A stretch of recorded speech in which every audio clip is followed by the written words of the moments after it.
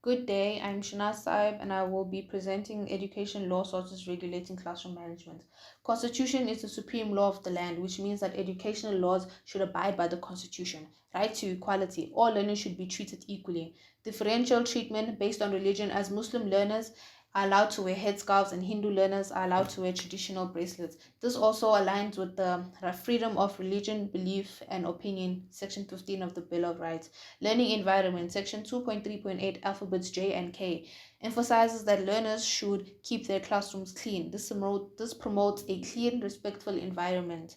Respect for all learners. Page 1 of the policy emphasizes that learners should treat each other with respect and dignity, irrespective of their cultural background, social origin, or creed. This supports human dignity amongst the learners. Dress codes concerns. Section 2.3.8 alphabet B states that learners are only allowed to remove their blazers once the teacher tells them to do so. This infringes their right to dignity and freedom. Legislation. Key acts impacting education is the South African Schools Act 84 of 1996, which established uniform standards for education and focuses on acts that can get learners expelled. In page 10 of the Code of Conduct, the acts that can get learners expelled, such as assault to another person, engaging in fraud, learners who forge document, commit theft, or are under the influence of alcohol, can get expelled or suspended for a certain amount of time. Teachers' autonomy, Section 2.3.8, Alphabet C says that teachers are entitled to formulate his or her own classroom rules. This can be problematic as teachers can create unequal um, classroom rules for learners or could provide learners with unequal treatment. Common law is unwritten rules and education respected by authority. In section 2.3.8, alphabet H, learners are expected to stand up and greet teachers. This is a common law as it promotes respect, discipline, confidence building, and positive classroom atmosphere. Case laws, balancing discipline and rights. The use of stare decisis, which means to stand by things that are decided. It promotes consistency and predictability, meaning that in the classroom and in the code of conduct, one should be consistent and predictable. They should not treat learners differently and should always abide by the rules that has been made. It promotes fairness and judgments. Thank you. Hi guys, my name is Semela Ritluletsu and I'll be doing the Constitutional Preventions Regulation Classroom Management. The classroom management policy at Jeb High School aligns with the several constitutional and legal preventions. It promotes key rights from the Bill of Rights, including the right to education, equality, and health environment, as it applies rules fairly to all learners and encourage environmental responsibility, such as no littering rule.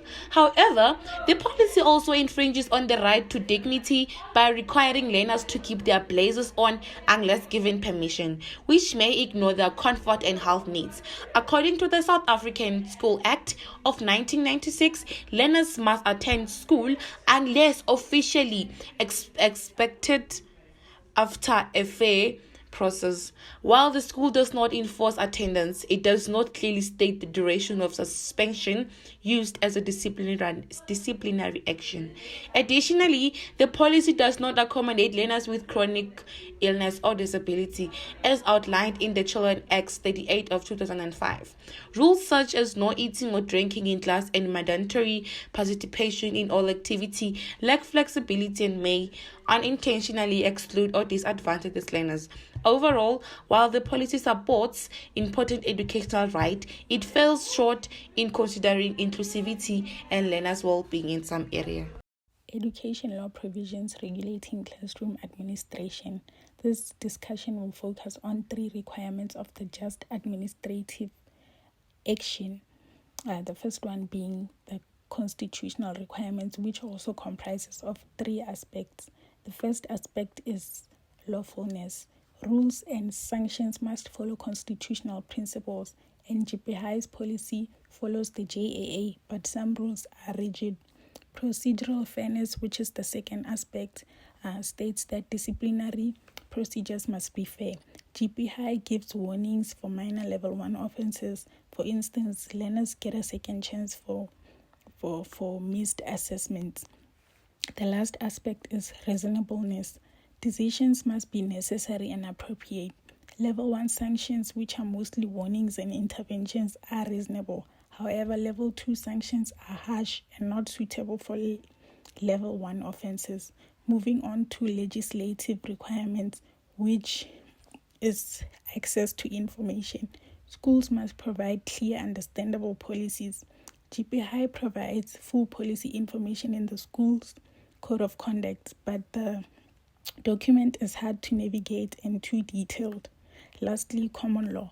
Actions must be within the legal powers of the school, and GPI's policy complies with the requirements of a valid JAA because actions taken are within their legal powers.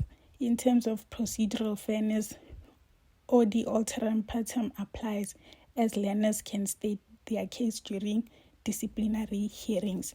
And in terms of Nemo Udex into CASA, it also applies because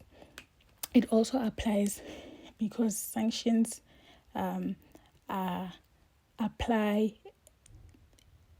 equally apply to all learners. Good day, I am Anele Mhlanga, and today I'll be presenting on the education law provisions regulating learner discipline and safety. I use the following education law sources to critique this classroom behavior policy. I used Guidelines of Consideration of Governing Bodies in Adopting a Code of Conduct, Education Laws Amendment Act 50 of 2002, and the Schools Act. Punishment versus discipline in the GP High School classroom behavior policy. They mentioned discipline and punishment. Punishment in the form of consequences for actions that do not involve the physical harm of learners or stripping away of their basic rights.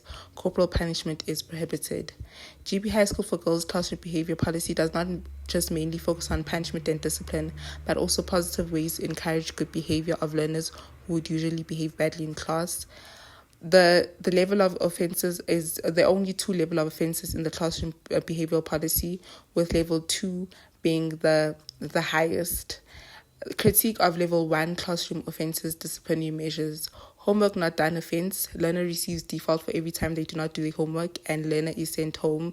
A letter is sent home to make the parents aware. The disciplinary measure matches the offence because learners not doing homework means they're not actively engaging in the classroom, and it affects academic performance, which parents should be aware of. Learners may only take their blazers off if they're given permission to do so, and if they do not comply, they get a default and a letter is sent home. The disciplinary measure does not fit the misconduct because the rule itself is limiting learners who should be allowed to exercise free will, especially because taking blazers off does not affect learning process. Critique of level 2 offences. Defiance and disregard of educator's instruction. Disruptive behaviour is a punishable offence, which the consequence is learner intervention and disciplinary hearing. I think that the disciplinary measure matches because it follows the correct procedure of ensuring that there is a hearing to address learner behavior and hear the learner's side. Moreover, the involvement of parents is essential because learners are minors, therefore parents should be involved in the hearing. The con of this is that the policy does not state whether parents are called in due course or whether the availability and the schedule of parents is considered. The safety aspect. The GP High School for Girls states that behavior policy states that in terms of Government Gazette number 77 of 1998, the principal or educator upon reasonable suspicion has the legal authority to conduct a search for any learner or property in possession of the learner for a dangerous weapon, firearm, drugs or harmful substance. The GP High School for Girls behavioral policy ensures that the safety of learners is considered over the privacy of one learner. The issue with the policy is that it does not stipulate the type of search that may be conducted, for example, individual or random. Random searches without reasonable suspicions are illegal according to the South African Schools Act and RSA Department of Education 2002B Item 21. The Schools Act authorizes the principal or his delegate to conduct a random search of learners. The problem with this in the classroom behavioral policy is the GP High School for Girls behavior policy does not stipulate that the person conducting the search should be of the same gender as the learner, which is essential because it is a girls' school. It should be a woman. The strength of the policy is that it is detailed and provides an in-depth description of the disciplinary measures that should be implemented in the school and in a manner that the learner would understand.